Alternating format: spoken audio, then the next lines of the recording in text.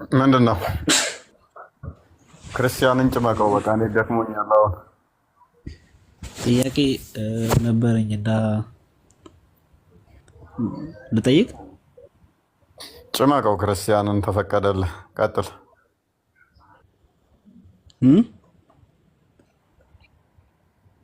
ቀጥል። ጠይቅ። እፎይ አንተን ነው የፈለገው መልስለት። እንትን ስለ አሁን ስለምታወሩት እንትን ያው ብዙ እውቀት የለኝም፣ ግን እኔ ጥያቄ ክርስቲያኖች እናንተን ነበር መጠየቅ የፈለኩት። ቀጥል። እንትን የስላሴን ጽንሰ ሀሳብ ልታስረዳኝ ትችላለህ? ኦኬ እሺ፣ እፎይ ቀጥል። ተቀጥልና ሀሳብ የስላሴን ጽንሰ ሀሳብ ልታስረዳኝ ትችላለህ?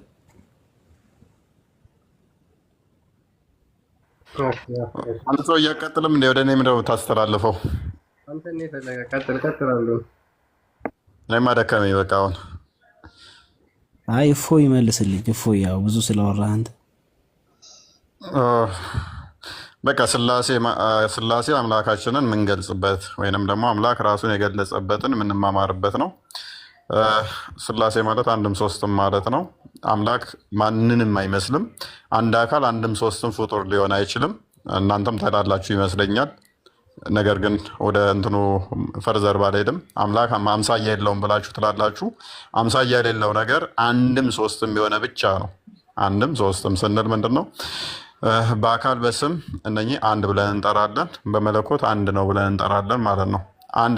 በአካል ስንል ሶስት እንደው እዛ ጋር ቁጭ ያሉ የሚቆጠሩ ማለት አይደለም። አምላክ የሚቆጠር አይደለም። በሁሉ የሞላ በሁሉ ያለ ስለሆነ አምላክ የሆነ መለኮትን እንደዚህ የምቆጥረው የምሰፍረው ነገር አይደለም። በሁሉ ያለ ስለሆነ ለመቁጠር ለመስፈር እንኳን ስፔስ እና ፕሌስ ያስፈልገዋል ማለት ነው። የሆነ ዳይሜንሽን ያለው በዚህ ወርድ በዚህ ቁመት በዚህ ብለህ ምለካውን ነው የምቆጥረው እንጂ ማለካውን ነገር አቆጥርም። ውሃን እንኳን እንደው በቁጥር ልታስቀምጠው አችልም። ቢ በቃል ፍረው ከቻልክ እንጂ ፈጣሪ ደግሞ ከዛም በላይ ረቂቅ ነው። ከንፋስም በላይ ንፋስን እንኳን ቁጥሩ ይሄ ነው ንፋስ ብለህ ኢትዮጵያ ውስጥ ያለው የንፋስ ቁጥር ይሄን ያህል ነው አትልም። ፈጣሪ ደግሞ ከንፋስም ይልቅ እጅግ ረቂቅ ነው፣ መንፈስ ስለሆነ ማለት ነው። በሁሉ የሞላ ስለሆነ በሁሉ ያለ ስለሆነ ማለት ነው።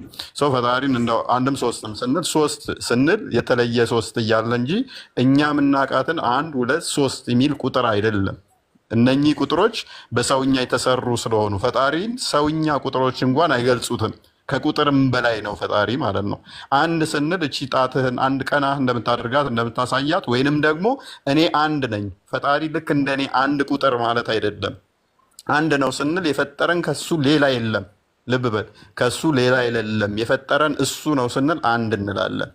የሚያሳልፈን አሳልፎም የሚገዛን አስቀድሞም የፈጠረን የሚያስነሳንም የሚገለንም የሚያድነንም እርሱ ነው ስንል አንድ እንላለን እንጂ እንደው በቁጥር ቆጥረ ነው እንደ ሰውኛ ወይንም በጎችን እንደምንቆጥር ወይም ላሞችን እንደምንቆጥር ቆጥረ ነው በፊዚካል ቁመቱ እንደዚህ ነው ወርዱ እንደዚህ ነው እሱ አንድ ነው በሚል አይደለም ፈጣሪን የምንገልጸው። አንድ ስንል አንድም ሶስትም ስንል በመለኮት አንድ ነው እንላለን፣ በአካል ሶስት ነው እንላለን። በመለኮት አንድ ነው ስንል በአካል ሶስት ነው። በአካል ሶስት ነው ስንል ምንድን ነው እሱ እያልን ያለ ነው?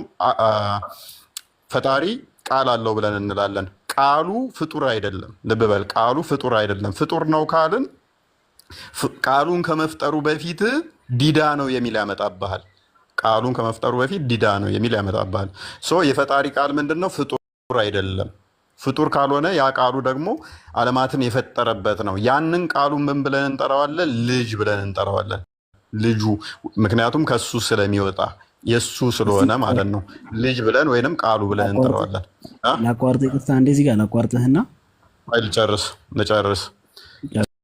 ስንፋሱን ደግሞ ምን ብለን እንጠራዋለን? መንፈስ ቅዱስ ብለን እንጠራለን። አብ ወልድ መንፈስ ቅዱስ ስንል አብ መገኛው ወይንም ልቡ ብለን እንጠራዋለን በኩነት ትምህርት ላይ ማለት ነው። ቃሉን ደግሞ ልጅ ወይንም ደግሞ የእግዚአብሔር ቃል ብለን እንጠራዋለን ማለት ነው። ስለዚህ መንፈስ ቅዱስን ደግሞ እስትንፋሰ እግዚአብሔርን ብለን እንጠራዋለን ወይንም ደግሞ ሕያው የሚሆኑበት ማለት ነው። እነኚህን አብ ወልድ መንፈስ ቅዱስ ብለን እንጠራለን ማለት ነው። ምንድነው ጥያቄ? ቅድም አሁን ጊዜ ያነሳኸው ላይ በቃል የሚለው ነገር ፍጡር አይደለም ብለሃል። እሺ፣ ነገር ግን ያ ቃል የምንለው ነገር ፍጡር ሳይሆን ልጁ ነው አልክ። እሺ ያ ልጁ ደግሞ ፍጡር ነው አይደለ? ለምን ሊሆን ማን ያለ? ያ ምክንያቱም መጽሐፍ ቅዱስ ላይ ልጁ ወይም ደግሞ ልጁ የሚባለው ወይም ወልድ የሚባለው ነገር ሰው ተብሎ ስለተገለጸ ማለት ነው። እሱ ሚስጥር እንትና ስጋዌ ላይ ስትማር ለክርስቶስ በስጋ ተተገለጠ በኋላ ነው። አንተ ቃል ስጋ ከሆነ በኋላ ነው እያወራኸኝ ያለኸው። እኔ ደግሞ እያወራ ያለሁት ዓለም ሳይፈጠር አስቀድሞ የስላሴን አስተምሮ ነው የነገርኩህ። ዓለም ሳይፈጠር ፈጣሪያችሁ ክርስቲያኖች እንዴት ነው ብለህ የጠየከኝን ነው የመለስኩልህ። አንተ ደግሞ የነገርከኝ ምንድን ነው? እሱ ዓለም ከተፈጠረ በኋላ ነቢያትን ሲል ከቆየ በኋላ መጨረሻ ላይ ቃል ራሱ ቅድም የነገርኩ በስጋ መገለጡን ነው የነገርከኝ። እኔ ግን የነገርኩ በስጋ ከመገለጡ በፊት ክርስቶስ ወይንም ደግሞ ወልድ በስጋ ከመገለጡ በፊት የነበረውን ነው የነገርኩ። አንተ ደግሞ የጠየቀኝ በስጋ ከተገለጠ በኋላ ስላለው እኮ አሁን ከስጋ ከመገለጡ በፊት የነበረው ቃል ብለህ የነገርከኝ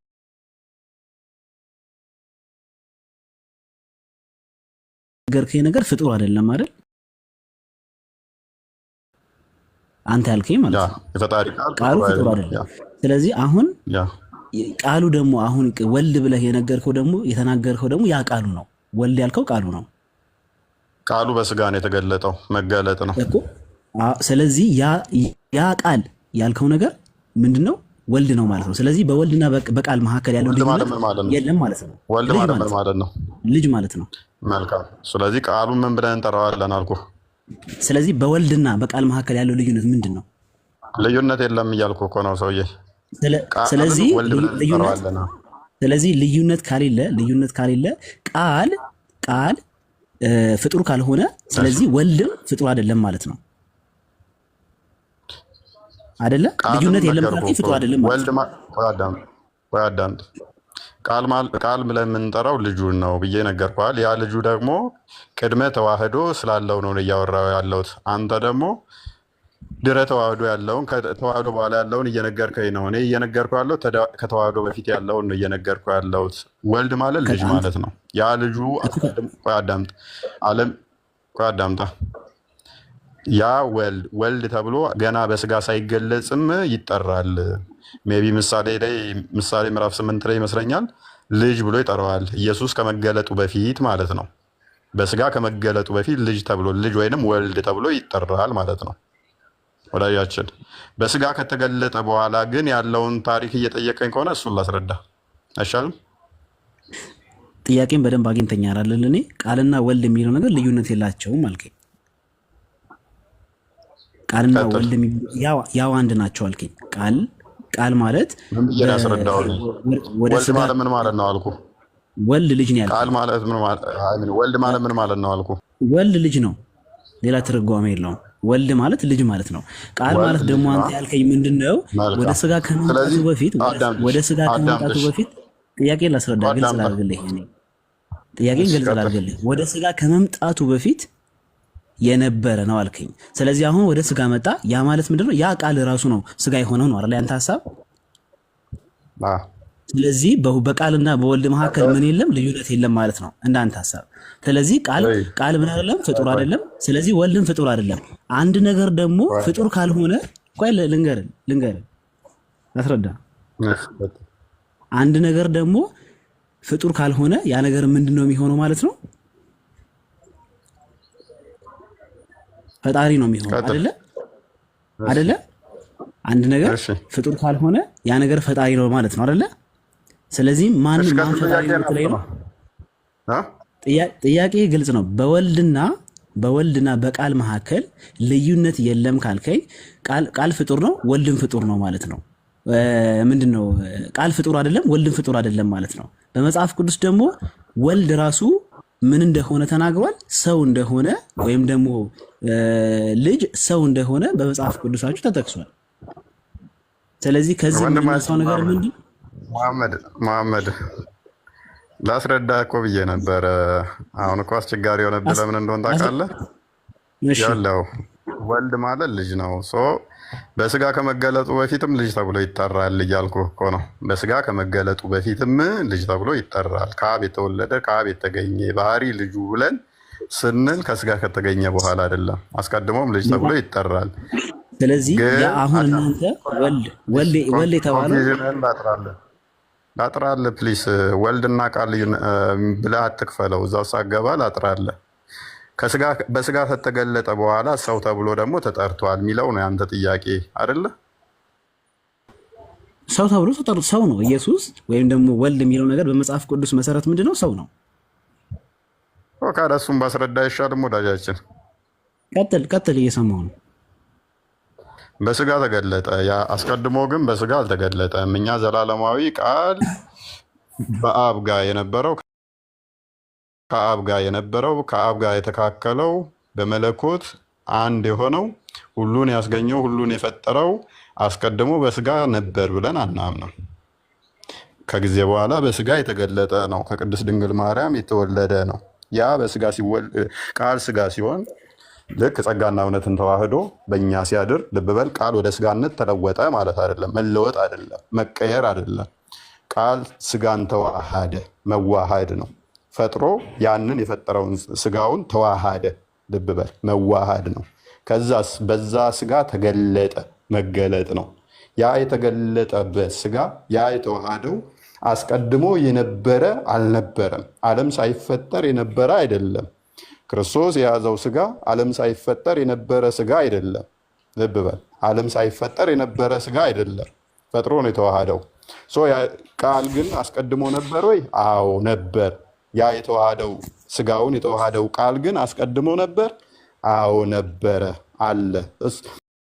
ያንን የተዋሃደውንም የፈጠረው ያው ቃል ስለሆነ ሁሉን የፈጠረ ሁሉን ያስገኘ ቃል ስለሆነ ማለት ነው። ስለዚህ ሰው ተብሏል እና ላይባል ነው እንደ ምክንያቱም ሰውን ተዋህዶ ሰው ሊሆን እኛም ቤዛ ሊሆንን ስለመጣ ማለት ነው። ፍጹም አምላክ እንደመሆኑ ሰውም ተብሏል። ፍጹም ሰው ተብሏል። ፍጹም ሰው ተሆነ ደግሞ ሰው ተብሎ ይጠራል። ምክንያቱም የተዋሃደው የሰውን ስጋ እንጂ የሰው አንዴ ክፈትልኝ። እሺ ጥቅሱ ጠፋብኝ። ዕብራውያን ምዕራፍ 2 ቁጥር 15 በቃል የጠፋብኝ ቲንክ ክርስቲያን አንዴ ትከፍትልኛለህ? ዕብራውያን ምዕራፍ 2 ቁጥር 15 አካባቢ ላይ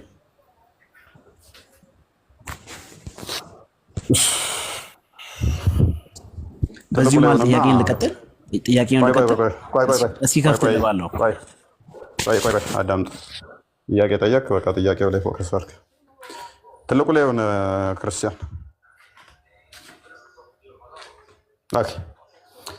እንግዲህ ይላል ልጆቹ በስጋና በደም ስለሚካፈሉ እርሱ ደግሞ ክርስቶስ ማለት ነው በሞት ላይ ስልጣን ያለውን በሞት ላይ ስልጣን ያለውን በሞት እንዲሽር በሞት ለመሻር ምን አደረገ? ይኸውም ዲያብሎስ ነው። በሕይወታቸውም ሁሉ ስለ ሞት ፍርሃት በባርነት የታሰሩ የነበሩትን ሁሉ ነፃ እንዲያወጣ በስጋና በደም እንዲሁ ተካፈለ። ልጆቹ በስጋና ደም ስለተካፈሉ እሱ ምን አደረገ? በስጋና ደም ተካፈለ። በስጋና በደም ተካፈለ። የአብርሃምን ዘር የማንን? የአብርሃምን ዘር ይዟል እንጂ የያዘው የመላእክትን አይደለም። የአብርሃምን ዘር ከያዘ ደግሞ ሰው ተብሎ ይጠራል። ምን ተብሎ ይጠራል? ዘር። ምክንያቱም ያ የተገለጠበት የሰውን ዘር ስለሆነ ይሄንን ሞት ለመሻር ዲያብሎስን ለመሻር ዘፍጥረት ምዕራፍ 3 ላይ ቁጥር 15 አካባቢ ላይ በአንተና በሴቲቱ በዘርህና በዘሯ መካከል ጥላትነትን አደርጋለሁ፣ እርሱ ራስን አንተም ሰኮናውን ትቀጠቅጣለህ ተብሎ ተነግሯልና ያንን ራሱን የሚቀጠቅጥ መምጣት ያለበት ከሰው ነው። ሞት በሰው ላይ ነው የተፈረደው። ሕይወትም በሰው በኩል መምጣት አለበት። ድህነት በሰው በኩል መምጣት አለበት። ውድቀት በሰው በኩል እንደሆነ ሞት በአዳም በኩል ወደ ሰው እንደገባ ሮሜ ምዕራፍ 5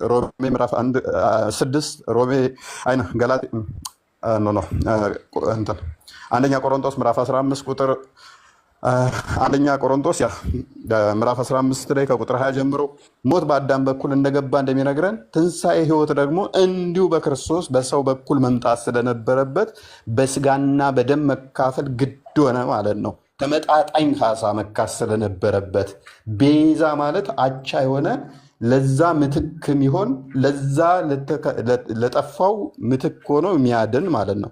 ያንን የሚክስ ማለት ነው። ክርስቶስ ደግሞ ቤዛ ሊሆን የመጣው ቤዛም መሆንም ደግሞ ግድ ስለሆነ ያንን ቤዛ ራሱ ለመሆን ደግሞ ሰው መሆን አለበት፣ በስጋ መገለጥ አለበት።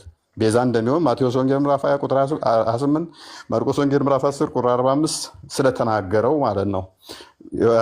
ፊልጵስዩስ ምዕራፍ 2 ቁጥር 6 ላይ አስቀድሞ ግን በእግዚአብሔር መልክ የሚኖር ነበር። ይህ አካል በእግዚአብሔር መልክ የሚኖረው ምን ሆነ? በስጋ ተገለጠ፣ በሰው ተገለጠ።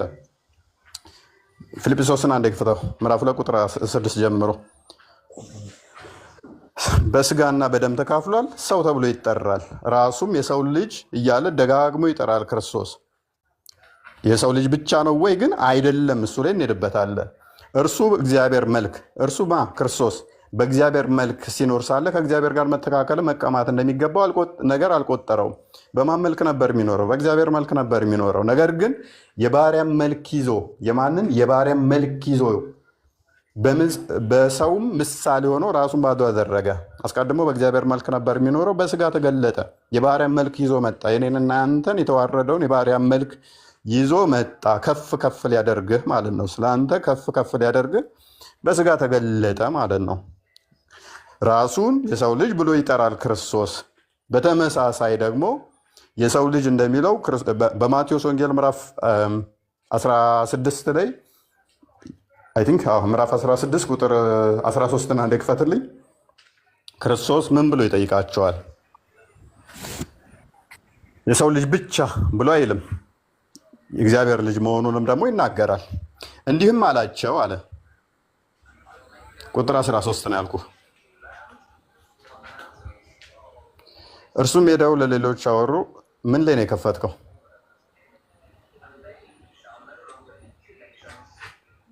እኔ የተሳሳትኩት አንተ ነው የተሳሳትከው።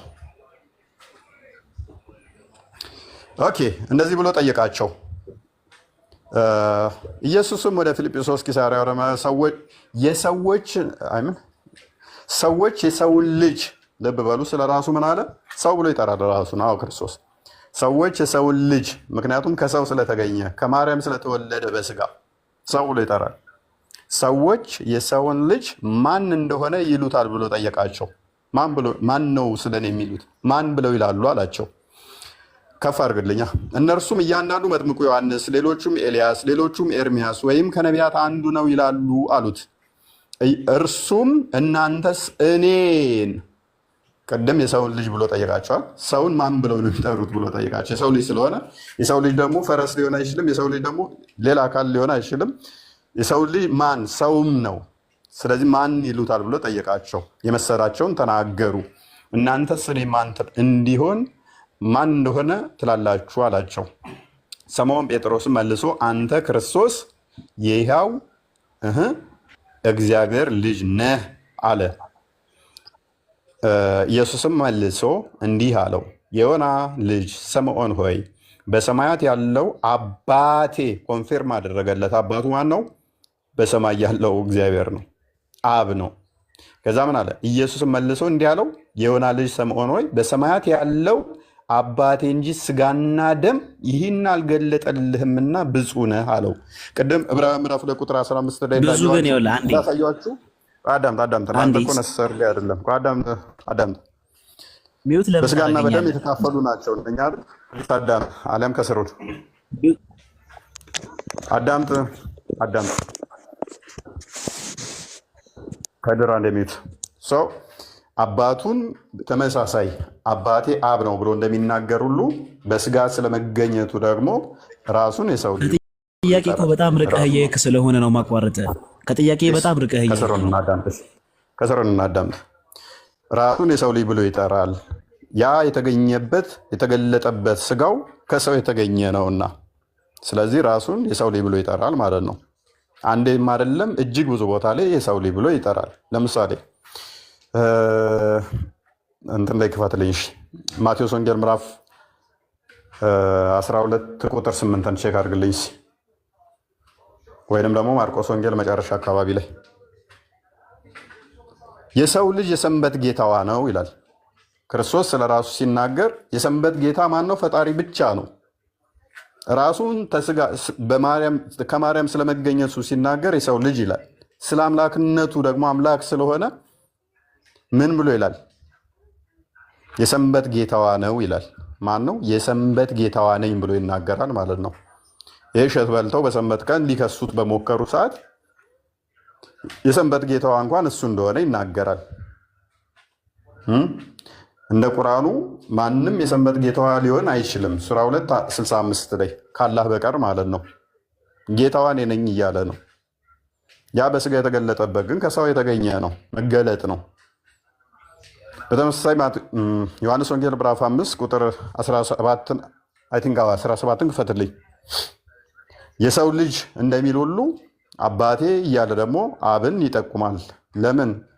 አስቀድሞ ከአብ የተገኘ ነውና፣ የአብ የባህሪ ልጅ ነውና። ኢየሱስ ግን አባቴ እስከዛሬ ይሰራል እኔም ደግሞ እሰራለሁ ብሎ መለሰላቸው። ዓለምን የፈጠረ ሁሉን ያስገኘ ፈጣሪ ብቻ ነው። ቀን ከሌሊት ለማይክሮ ሰከንድ ባለማቋረጥ የሚሰራው ፈጣሪ ብቻ ነው። አባቴ ይሰራል እኔም እሰራለሁ እኩል አድርጎ። ምን? ኢየሱስም አባቴ እስከዛሬ ይሰራል እኔም ደግሞ እሰራለሁ ብሎ መለሰላቸው። እንግዲህ ሰንበትን ስለሻረ ብቻ አይደለም፣ ነገር ግን ደግሞ ራሱን ከእግዚአብሔር ጋር አስተካክሎ እግዚአብሔር አባቴ ነው ስላለ፣ ስለዚህ አይሁድ ሊገሉት አብዝተው ይፈልጉ ነበር። አስቀድሞ ከአብ የተገኘ ነውና አባቴ እስከዛሬ ይሰራል እኔም እሰራለሁ ብሎ ራሱን ከአብ ጋር አስተካከለ፣ እኩል አደረገ ማለት ነው። ስለዚህ በስጋ የተገለጠ አምላክ ነው። በስጋ የተገለጠ አምላክ እንደመሆኑ ደግሞ ክርስቶስ በስጋ ከተገለጠ በኋላ ፍጹም አምላክ ፍጹም ሰው ብለን ነው ምናምነው ማለት ነው። ለምሳሌ ማቴዎስ ወንጌል ምዕራፍ 25 ቁጥር 30 ላይ የሰው ልጅ በክብር ደመና ይመጣል ለእያንዳንዱም እንደ ስራው መጠን እንደሚከፍል በሚናገርበት ላይ ከራእዩ ጥቅስ ጋር የምታታውት ሊፈርድ በሚመጣ ሰዓት ኃጢአንን በግራው ጻድቃንን በቀኙ በሚያደርግበት በደመና የሚመጣው የሰው ልጅ እንደሆነ ይናገራል።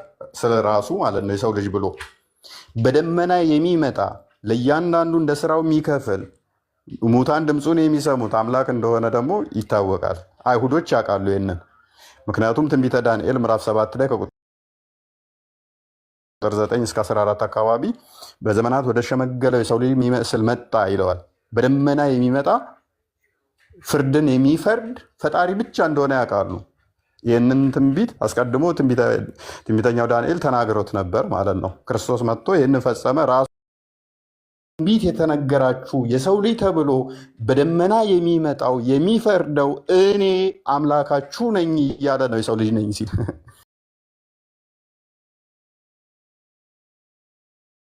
ይመጣል ይላል። ማቴዎስ ወንጌል ምዕራፍ 25 ክፈትላቸው ቁጥር 30 ጀምሮ ያንን በደመና ይመጣል የሰው ልጅ እያለ ሲላቸው እኔ ሰው ብቻ ነኝ እያላቸው እንዳልሆነ ገብቷቸዋል አይሁዶቹ። የሰው ልጅ የሰንበት ጌታዋ ነው ሲላቸው ሰው ብቻ እንደናንተ አይደለውም አምላክም ስለሆንኩ ጌታ ነኝ ለሰንበት እያላቸው ነው። እንደዛ ነው። እኔ ራሱን የሰው ልጅ ብሎ አባቴ ይሰራል እኔም እሰራለሁ ሲላቸው ይገባቸዋል አይሁዶቹ። ከአባቴ ጋር እኩል ነኝ እያላቸው ነው። የሰው ልጅ በክብሩ በሚመጣበት ጊዜ ከእርሱ ጋር ቅዱሳን መላእክቱ ሁሉ በዚያን ጊዜ በክብሩ ዙፋን ይቀመጣሉ። በክብሩ የሰው ልጅ እያለ የሚጠራው ከዛ ደግሞ ቅዱሳን መላእክቱን በክብሩ ዙፋን የሚያስቀምጠው አምላክ እንደሆነ ይረዱታል፣ ይገባቸዋል ማለት ነው። ይገባቸዋል፣ ይረዱታል ማለት ነው። አይ ቲንክ እንትን ላይ በቀራ 210 በደመና የሚመጣው ከመላእክቶቹ ጋር አላህ ብቻ ነው ይላል። አላህ ነው ከመላእክቱ ጋር የሚመጣው። ክርስቶስ አስቀድሞ ይህንን ተናግሮታል። ስለዚህ የሰው ልጅ ሲል ክርስቶስ ለአይሁዶቹ ግልጽ ነው። የሰው ልጅ እንደዚህ ያደርጋል፣ የሰው ልጅ ይመጣል፣ ይፈርዳል፣ የሰው ልጅ ሙታን ድምፁን ይሰማሉ ሲመጣ ሲላቸው ቁርአን ላይ በግልጽ ሙታን ድምፁን የሚሰሙት አላህ እንደሆነ አስቀምጦታል። የሰው ልጅ በደመና መጥቶ ፍርድ ይፈርዳል እንደዚህ ያደርጋል ሲላቸው አይሁዶቹ ግልጽ ነው። ለአይሁዶቹ ይሄ ኮንሰፕት ግልጽ ነው በጊዜው። ምክንያቱም በትንቢተ ዳንኤል ላይ አስቀድሞ ስለተነገራቸው በደመና የሚመጣ የሰው ልጅ የሚመስል ተብሎ የተነገራቸው ለአይሁዶች አምላክ ብቻ እንደሆነ ስለተነገራቸው ክርስቶስ ራሱን የሰው ልጅ እያለ ሲላቸውም አምላክ ነኝ እያላቸው እንደሆነ ግልጽ ነው። ሜይ ቢ ይህ ግልጽ ነው ይመስለኛል።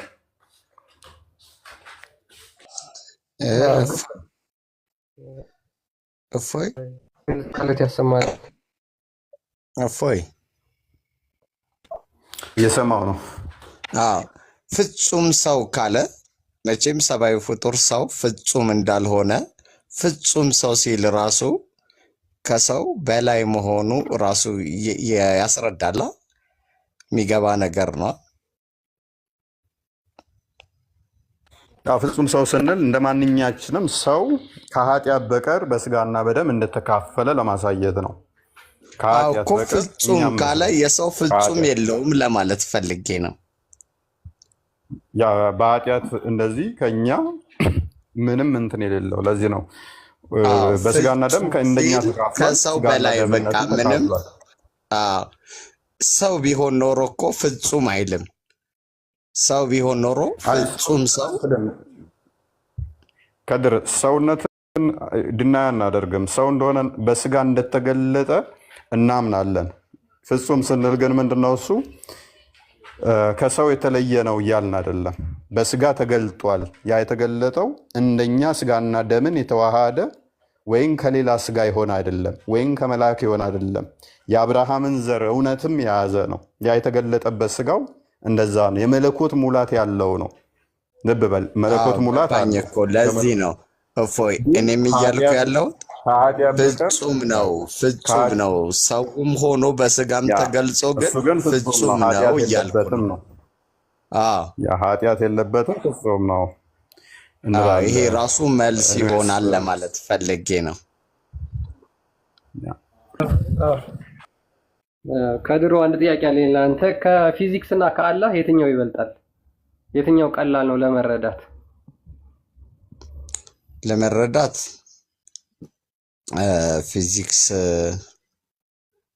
ፊዚክስ ከባድ ነው። ስለዚህ አላህ ለመረዳት ቀላል ነው ማለት ነው። እዚህ ጋር በቃ መጽሐፉን አይቼ ነው የምረዳው። ፊዚክስ ግን እኔ የምደርስበት አይደለም። ፐርሰናሊ ስለ እኔ ነው የማወራው። ኦኬ። ስለዚህ ፊዚክስ ብላችሁ ስንት ተማሪ ያለ እኮ ፊዚክስ ነጥብ አልመጣ ብሎት የወደቀ እና ወደ ስደት የወጣ ረፉ እንጂ እናንተ ሰዎች ምንድነው አሁን ሌላ ቶፒክ ታምጡብን? ልታስቀስቡ ነው እንዴ ከስር ያሉ ልጆችን? ኧረ አንድ ሰውዬ 7 ሰዓት ሆነ እኮ እንተኛበት እንዴ። አልደከመም እንዴ? ወይ ቃልዮት ያሰማልን፣ ቃልዮት ያሰማልን። ሰላም ብያለሁኝ። እፎይ ከድር ክርስቲያን እንዴት ናችሁ? ከታችም ያላችሁ እህት ወንድሞቼ እንዴት ናችሁ? ሰላም፣ እግዚአብሔር ይመስገን። ሰላም ነኝ። እንዴት ነው? አለን ልላት አለው እግዚአብሔር ይመስገን። ከድር ባለፈው አጠር ያለ ቪዲዮ አዳምጬ በጣም ነው ደስ ያለኝ በእውነት። እንኳን ወደ ብርሃኑ መጣክ፣ እንኳን ከጨለማ ወጣክ ወንድሜ፣ በቤቱ ያቆይክ። በጣም ደስ ብሎኛል በእውነት። እሺ እናቴ፣ እሺ የኔ ውድ አይባልም። እሺ ሩሃማ ምንድነው? ካፊር ነው ያስገባን። አይ ሚን ምንድነው? አፖስቴት ነው በአማርኛ ምን ነበር የሚባሉት? አይ ቲንክ ሩሃማም እንደዛው ነች፣ ኑላብም እንደዛው፣ ከድርም እንደዛው። መርጠ ነው ያስገባው አንድ ሰውዬ። ሩሃማ እንዴ? ሩሃማም እንደዛ ናት እንዴ? አይ ቲንክ እንደዛ መሰለኝ። ሙርተዲያ የመርሳት በሽታ ዞኛል አንድ ሰዎች። አልዛይመርስ ነው የሚባለው ወይንስ ፓርኪንሰን? ሩሃማ አለሽ?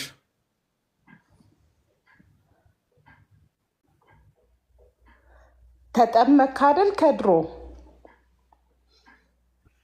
አይ ገና ነው። ኦኬ። የነፍስ አባት አጣው።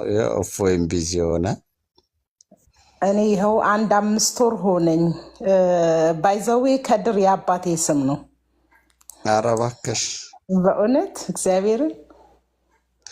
አዎ ከድር ማለት እኔ በደንብ ድሮ ነው ማለት ጠይቄ፣ ያ ከድር ማለት ምን ማለት መሰለሽ? መልከ ጸዲቅ። መልከ ጸዲቅ። ኦኬ እንደዛ ነው። ኦኬ እኔ ከድር ሽኩር የአያቴ ስም ሽኩር ነው። ያው ሽኩር ለምስጋና ይጠቀሙታል። ከድር ግን ምን እንደሆነ እንኳን ብዙ አላውቀውም። መልከ ጸዲቅ ነው።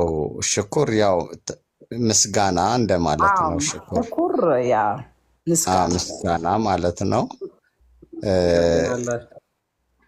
እንኳን ደስ አላችሁ ሁላችሁም። እዚህ ገስት ላይ እንዳጋጣሚ ያላችሁት የስም ማብራሪያ ላይ ናቸው ሰዎች። እፎይ ማለት ብዬ እቀጥላለሁ። እኔ ደግሞ ተዘጋጅ። እረፍት ነው። እሺ አንተ መዝሙር ከፍትልኝ ተዘምሮልኛል እኮ እንዴ። እፎይ የተባለው እግሩ ቀጭን ነው። በእናትህ ክፈትልን እስኪ ያሰማን። እፎይ የተባለው እግሩ ቀጭን ነው፣ ምላሱ ረጅም ነው፣ መሞቱ ማይቀር ነው። መንዙማ ቢድዓ ነው። ሰለላሁ ዐለይሂ ወሰለም ቢድዓ ነው። አረ ቢዳ አይደለም። ቢዳ ቢሆን ኖሮ ለሙሐመድ መዘመር ይቻላል አይቻልም የሚሉ አካላት እኮ ነው ለእኔ መዝሙር ለብቻ ያወጡልኝ። በዓለም ላይ ተደርጎ ማይታወቅ እኮ ነው። ባይዘ በሙሐመድ በዚህ ተከፍለዋል። ባይዘ መዘመር ይቻላል አይቻልም ብለው 2 ቦታ ተከፍለው ሳሉ 3ኛ እኔን አካተቱኝ። ለእፎይ መዘመር ይቻላል አይቻልም? በእናትህ አሰማን። ተጀመረና አልተጀመረም ገና ነው። እፎይ ተረጋጋ። በነገራችን ላይ ብቸኛ መንዙማ ይወጣለት ወንድማችን ነው። ካፊር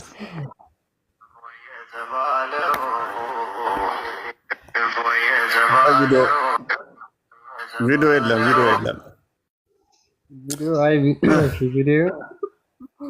አውዲዮ የተባለው የነብያችን ተሳዳቢ ድምጻቸው ደስ ይላል።